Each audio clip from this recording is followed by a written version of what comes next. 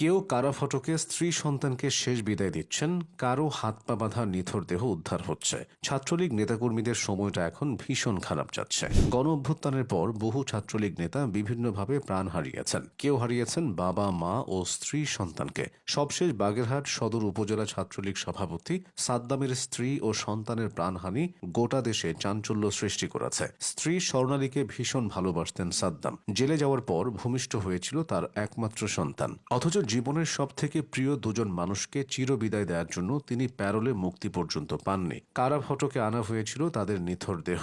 সেখানেই শেষ দেখা, শেষ বিদায়। হৃদয় বিদারক এই ঘটনায় অনেকে সমবেদনা জানানোর ভাষাটুকুও হারিয়েছেন। তবে এটাই একমাত্র ঘটনা নয়। সম্প্রতি লক্ষ্মীপুরে নিখোঁজের 6 দিন পর ফজলে রাব্বি নামে এক ছাত্রলীগ কর্মীর নিথর দেহ উদ্ধার করা হয়েছে। 24 জানুয়ারি বিকেলে সদর উপজেলার চন্দ্রপ্রবাহ বাগগ্রামের শেখের বাড়ি প্রবাসী কিরণের বাড়ির ট্যাঙ্কি থেকে তার দেহ উদ্ধার করে পুলিশ। রাব্বি পূর্ব আলাদাতপুর গ্রামের সৈয়দ মিয়া পাটোয়ারি বাড়ির বেল্লাল হোসেনের ছেলে এবং চন্দ্রগঞ্জ কফিলউদ্দিন কলেজের অনার্স দ্বিতীয় বর্ষের ছাত্র। তিনি ছাত্রলীগের কর্মী ছিলেন বলে স্থানীয় সূত্রে জানা গেছে। পুলিশ জানায় 17 জানুয়ারি রাতে চন্দ্রগঞ্জ থেকে ফজলে রাব্বি উত্তর জয়পুর ইউনিয়নের চৌপল্লী বাজার আসেন। এরপর তিনি নিখোঁজ হন। খুব বেশি দিন আগের কথা নয়। শেখ হাসিনার বিরুদ্ধে আন্তর্জাতিক অপরাধ ট্রাইব্যুনালের রায়ের প্রতিবাদে আয়োজিত এক মিছিলে অংশ নেওয়ার পর নিখোঁজ হন ছাত্রলীগ কর্মী মমিন খান শাকিল। নিখোঁজ হওয়ার পর তুরাগ নদী থেকে শাকিলের নিথর দেহ উদ্ধার করা হয়। 2025 সালের 30 নভেম্বর রাজধানীর দিয়াবাড়ি এলাকায় আয়োজিত মিছিল শেষে বাসায় ফেরার পথে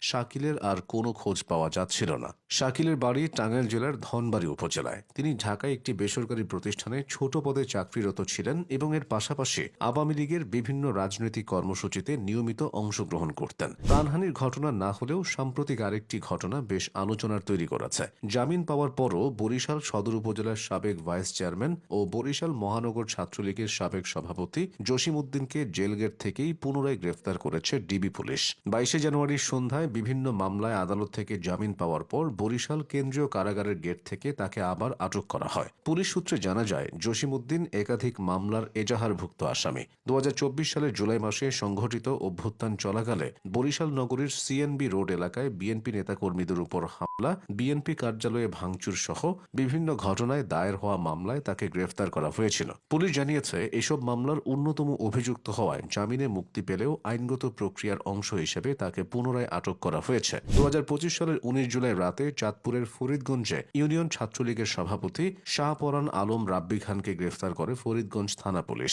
নাশকতার মামলায় তাকে গ্রেফতার করা হয়। পরদিন 20 জুলাই তাকে পুলিশ আদালতে প্রেরণ করলে আদালত তাকে জেল হাজতে প্রেরণের নির্দেশ দেন। ওই সকালেই তার অন্তঃসত্ত্বা স্ত্রী নুসরাত জাহান ফারিয়ার প্রসব ব্যথা ওঠে। প্রত্যক্ষদর্শীদের মতে, স্বামীর আকস্মিক গ্রেফতার দেখে তার গর্ভবতী স্ত্রী মানসিকভাবে ভেঙে পড়েন। সঙ্গে সঙ্গে তাকে হাসপাতালে ভর্তি করা হয়। পরে ঢাকা মেডিকেল কলেজ হাসপাতালে তার একটি কন্যা সন্তানের জন্ম হয়। কিন্তু সন্তান জন্ম দেওয়ার পর প্রাণ হারান রাব্বির স্ত্রী ফারিয়া। এরপর আদালত রাব্বিকে জামিন দেয়। তবে ততক্ষণে বেশ দেরি হয়ে গিয়েছিল তার জন্য। স্ত্রীকে শেষবার দেখতে পারেননি রাব্বি। রাজশাহী বিশ্ববিদ্যালয়ের সাবেক ছাত্রলীগ নেতা আব্দুল্লাহ আল মাসুদের কথা মনে আছে? বাবা হওয়ার মাত্র কদিন পর 2024 সালের সেপ্টেম্বরে তাকে পিটিয়ে শেষ করা হয়েছিল। আব্দুল্লাহ আল মাসুদ রাজশাহী বিশ্ববিদ্যালয় ছাত্রলীগের সাবেক সহ সম্পাদক এবং কেন্দ্রীয় কমিটির সাবেক সদস্য। তিনি নগরের বুধপাড়ার বাসিন্দা ছিলেন। 2014 সালের 29 এপ্রিল সকালে ক্লাসে যাওয়ার পথে রাজশাহী বিশ্ববিদ্যালয়ের জিয়া হলের সামনে হামলার শিকার হন তিনি। ওই ঘটনায় পা হারিয়ে মাসুদ একটি প্লাস্টিকের পা লাগিয়ে চলাচল করতেন।